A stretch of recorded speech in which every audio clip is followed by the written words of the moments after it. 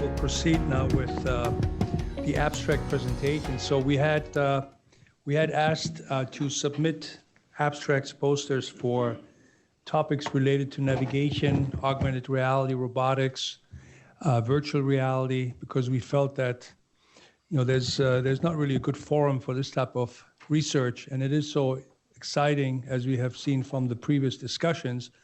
And so we wanted to kind of open up the opportunity for people to submit their work and hopefully have some really nice presentations and then discussions related to that. And that goes in tandem with, some of the things that you've seen in the exhibition and then that you'll see tomorrow in the Cadaver Lab. So that was the idea, to kind of really focus on some of the newer technologies.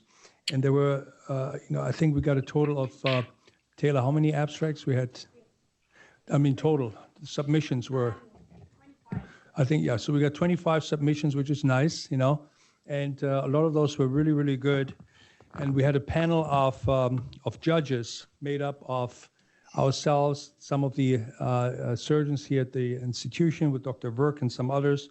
And we graded those abstracts and then came up with an average, and the ones that were selected as the best abstracts for presentation are the ones that are listed in your program. And one of those was picked for the best paper, and we'll give you the certificates after the presentation, and we'll let you know which one was picked as the best paper.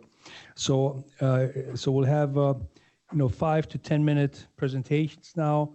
We're not going to hold you to the second, but we've got a fair amount of time to go through this. So I'd like to ask the first speaker, Erik Edstrom, to come up and talk about comparison between augmented reality surgical navigation and freehand surgical technique for pedicle screw placement, a matched cohort control study. Thanks for being here. Good afternoon. Thank you very much. It's a great honor to be here to present some of our data. Tell us a little bit about the group that you work with. Yeah, sure. Sure. So my name is Erik Edstrom. I'm a neurosurgeon. I work at Stockholm Karolinska in Sweden. I work with Adrian, who's been presenting some material here before today. And the topic of the poster downstairs and the talk is then the comparison between augmented reality surgical navigation and freehand technique. So to start off, the disclosures. So making this type of investigation possible, we have a collaboration with Philips. The hospital as such has a major collaboration agreement with Philips Healthcare. And within that framework, we've done these studies. There are no financial disclosures. We've heard a bit about this system before, but I'll go through some points again. But before that, we agree that there's a high accuracy in navigation technologies, but still it's not used. It was touched upon earlier today. We know there's a risk for revision surgery. So some ideas about why we're not using it. Increased OR time is a possibility and a reality, of course, for many. The impact on workflow, ease of use, is a concern. And then, of course, cost effectiveness. It's if we want to invest in a system like this, we've been talking about the cost of robots and so on. We need to know that it pays off in the end, that we're not just signing up for a long-term contract to buy new stuff. All right. So the system we've been looking at, we refer to it as augmented reality surgical navigation then, is based on the non-invasive skin markers, adhesive skin markers. Very easy to use, and there's a lot of engineering behind that, making these, we need only 5 markers to stay in place at any given time to be unobstructed by view for the system to work. and that gives you freedom to work around the patient without obstructive or bulky reference frames.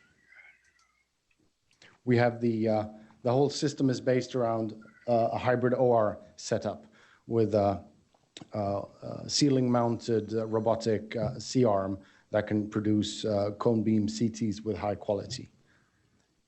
And to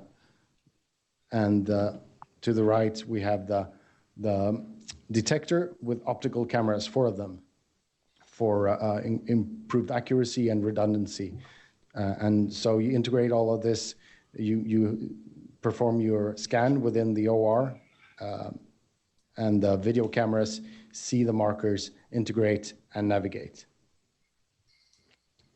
The display is on a separate screen.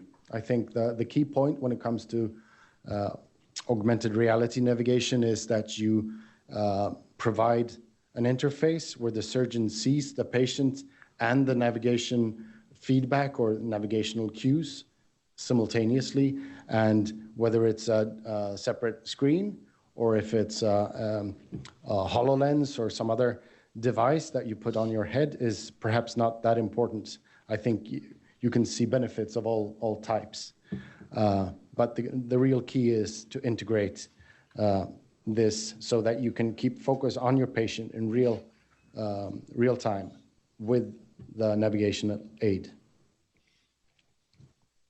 All right, so the study was aimed to comparing the impact on clinical accuracy and OR time in placing pedicle screws using either freehand method or the augmented reality method.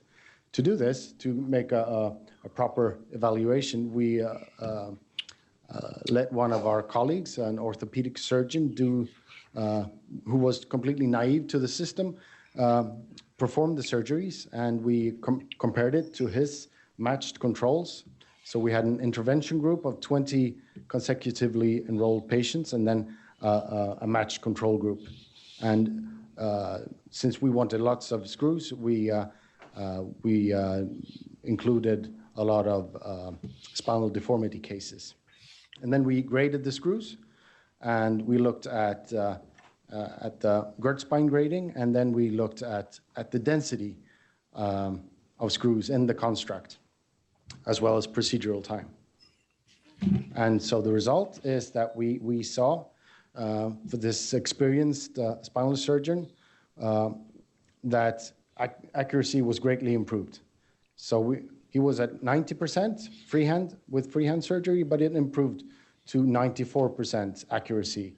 And that was then based on Gertz spine grading where 0 and 1 was accurate. That means that the breach was less than 2 millimeters to the pedicle wall.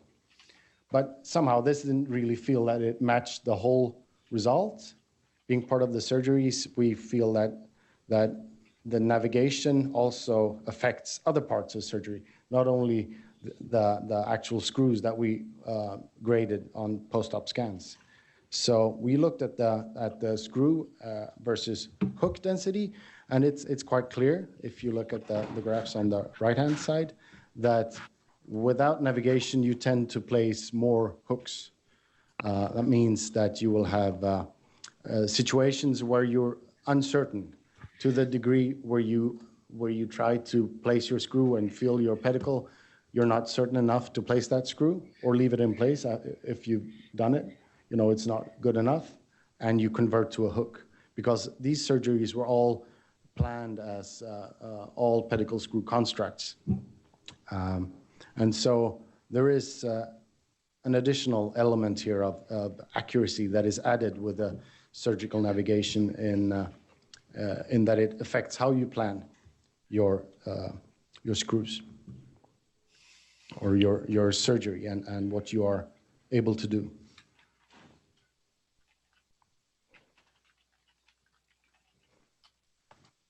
And the conclusion, of course, is that we can achieve a higher accuracy with augmented reality surgical navigation.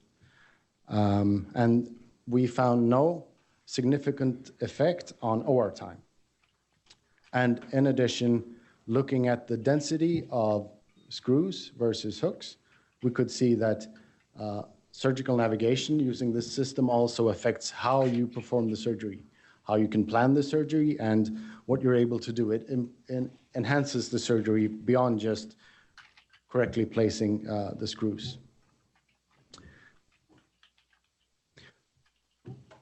For those of you interested, there are publications out there about the system, and we have a couple of posters downstairs.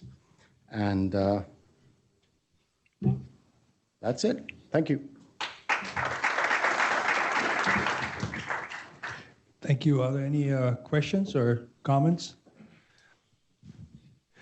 I have a question. Why did you compare? The orthopedic surgeon who did freehand without any navigation, and those were open cases, I assume. It's all open. All open.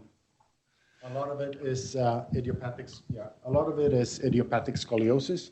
So long constructs. Yeah, and that's his specialty. So, but we were comparing how well he does freehand with how well he does with the assistance of this augmented reality surgical navigation, he was naive to this system. Right. Yeah.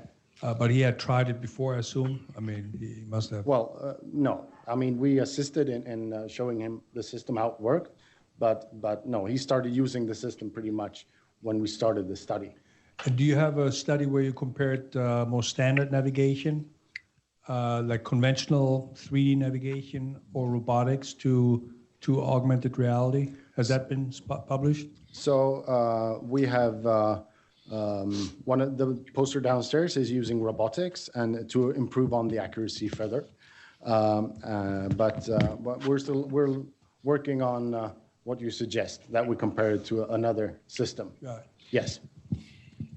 All right, great. Any other questions? All right. Yeah, please. I was just curious. Dr. Cappuccino, yeah. Who reviewed the screws based on the Gertzbein criteria? Did you do that yourself, or were they independent reviewers? So it was a mix. So of colleagues who had orthopedic and neurosurgeons, but who had not been directly involved with the surgery. Yeah. They were independent. Yeah. Thank you. Is Dr. Whitham still here? Is he here? Yeah. I was just wondering, do you have any comments or questions? You're probably the only other person in the room who's used augmented reality for screws. Yeah, so and then Dr. Molina here too. So let me just get it straight. The orthopedist that did it freehand. You were comparing his results freehand with the augmented reality device, but also on idiopathic scoliosis patients. So it wasn't that he was doing scoliosis freehand and then regular cases with the augmented reality. Is that correct? No, Okay. matched cases and everything in his hands. Yeah, no, I mean, I think it's very nice work, and I think that I think it is accurate and precise. All right, so thank you so much. All right, yeah. So we actually have Dr. Molina now.